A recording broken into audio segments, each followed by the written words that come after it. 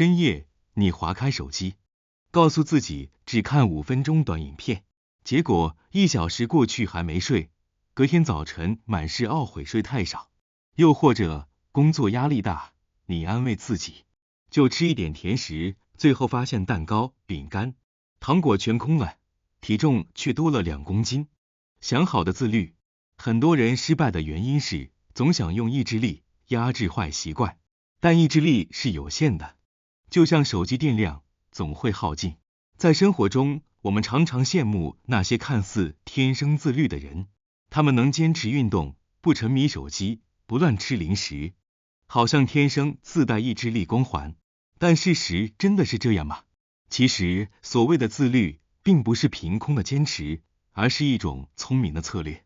真正能长久维持的自律，不是硬撑，而是替代。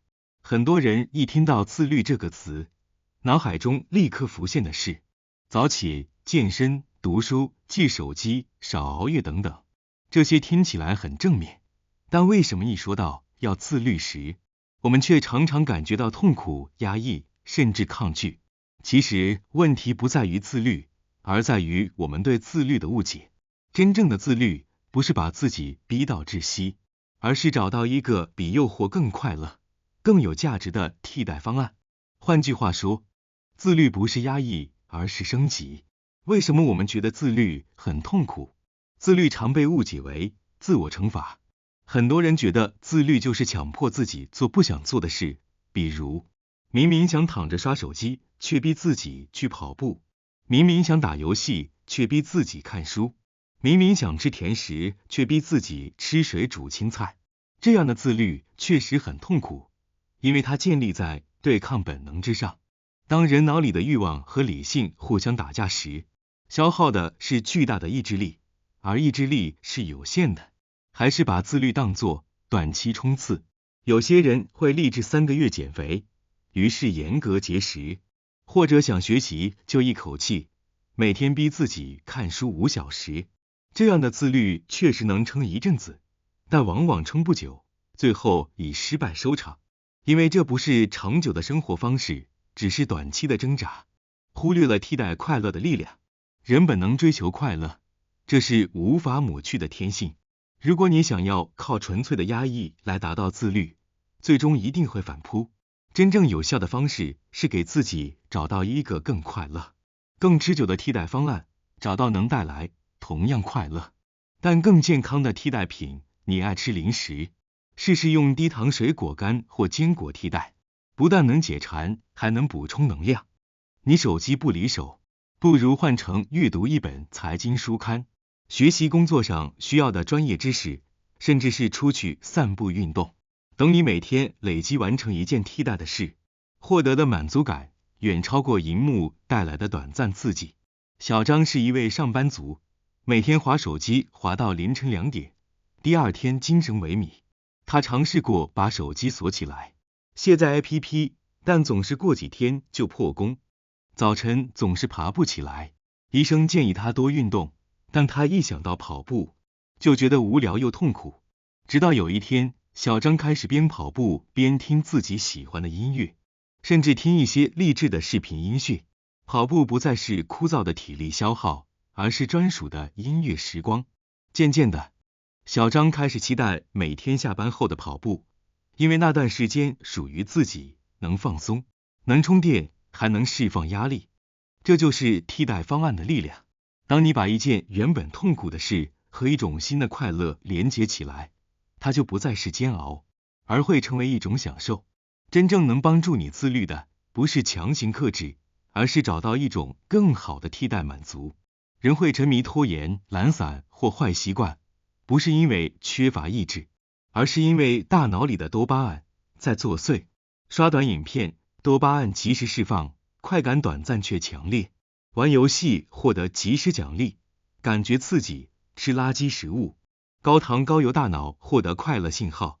所以，与其和多巴胺对抗，不如让它为你服务。养成自律4个实用方法。1. 设定明确的目标，而不是模糊的愿望。很多人说我要更健康，我要多读书，但这些目标太模糊，无法驱动行动。自律的第一步就是把目标具体化，把我要减肥改成每天走8000步，把我要多看书改成每天阅读20页，把我要存钱改成每个月自动转账3000元到储蓄账户。有一位上班族想学英文，每次下班回家都说我要好好学英文，但拖到最后都在滑手机。后来他改变策略，把目标设成每天听10分钟英文教学，结果1个月下来，他居然听了超过300分钟，比之前空想式的目标进步更多。2. 降低行动门槛，从最小步开始。很多人失败是因为一开始就给自己太高的要求，比如每天跑5公里，光想就觉得累。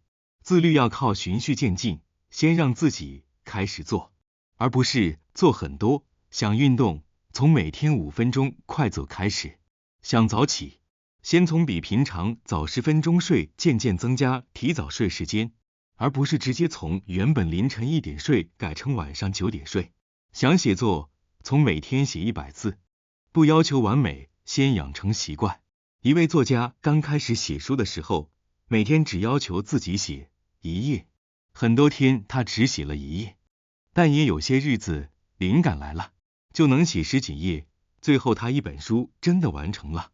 正因为门槛够低，他不会因为压力而放弃。3. 善用环境设计，让自律更容易。自律并不是光靠意志力，更多时候取决于环境。当诱惑减少，好的选择就更容易出现。想少吃零食，不要在家里放了一堆饼干、糖果，换成把水果放在桌上。想多运动，把运动鞋放在床边，下班回家第一眼就能看到。想专注读书，把手机放到抽屉里，桌上只留书和笔记本。一位学生每天都想读书，但一坐下来就忍不住滑手机。后来他干脆把手机交给妈妈保管，一天只在固定时间用，结果他的读书时间从每天30分钟提升到2小时以上，靠的不是更强的意志，而是改变环境。4. 建立奖励机制，让大脑期待自律。很多人把自律当成痛苦的牺牲，但其实自律应该和快乐连结。透过小奖励，我们的大脑会慢慢把自律和成就感绑在一起。专注看书25分钟后，休息5分钟，吃一块小坚果零食。完成每日健身时数后，就追一集喜欢的剧。写日记连续7天，就买一个小礼物奖励自己。有一个妈妈想每天运动，但总觉得累，后来她给自己设计了一个运动后才能看韩剧的规则，结果为了追剧，她天天都乖乖运动。半年后，不但身材变好了，连心情也更快乐。自律不是剥夺快乐，而是重塑快乐来源。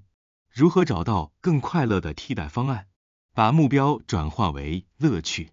如果你想多看书，可以先挑选带有兴趣的书，能吸引你的小说或财经，而不是一开始就看外语教学、工作相关的专业书籍。如果你想运动却不想去健身房，可以去跳舞、打球、登山，这些一样能燃烧卡路里，却更有乐趣。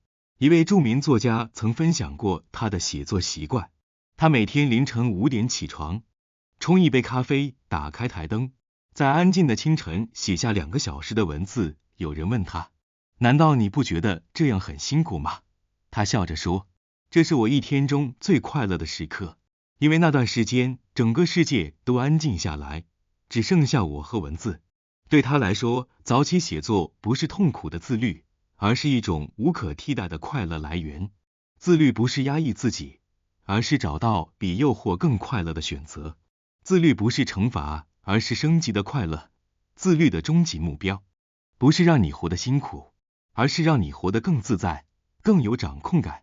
当你开始享受更快乐的替代方案，自律就不再是枷锁，而会成为你人生中最自然的习惯。自律不是每天都要靠意志力硬撑，而是透过习惯养成，把行为自动化。刚开始运动需要逼自己去，2个月后运动成了习惯，不做反而觉得怪。自律一旦变成习惯，就不再痛苦，反而会变成日常的一部分。记住，人生最深刻的自由，不是随心所欲，而是掌控自己。而掌控自己不靠痛苦的压抑，而靠找到真正让你快乐，并且对未来有价值的选择。